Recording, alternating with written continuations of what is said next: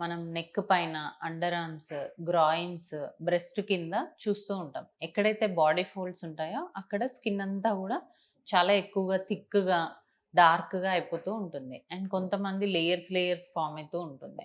So, దీన్ని acanthosis nigricans అంటారు. ఈ అకాంతోసిస్ నైగ్రికెన్స్ అసలెందుకొస్తుందంటే, ఎవరైతే ఒబేస్ ఉంటారో, థైరాయిడ్ ఉన్న వాళ్ళలో, పీసీఓడీ ఉన్న వాళ్ళలో, ఇన్సులిన్ రెసిస్టెన్స్ ఉన్న వాళ్ళలో ఈ ఒబెసిటీ తర్వాత అకాంతోసిస్ నైగ్రికెన్స్ అనేది ఉంటుంది.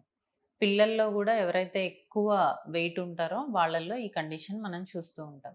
సో, చాలామందొచ్చి దీనికేదైనా క్రీమ్ రాయండి డాక్టర్ తగ్గిపోవాలి పిగ్మెంటేషన్ అంతా అంటారు. బట్ అది పాసిబుల్ కాదు. ఫస్ట్ మనం వెయిట్ రిడక్షన్ చేసుకొని, ఆ తర్వాత కొన్ని ట్రీట్మెంట్స్ తీసుకుంటే, మనం ఈ అకాంతోసిస్ నైగ్రికెన్స్‌ని కంట్రోల్ చేసుకోవచ్చు.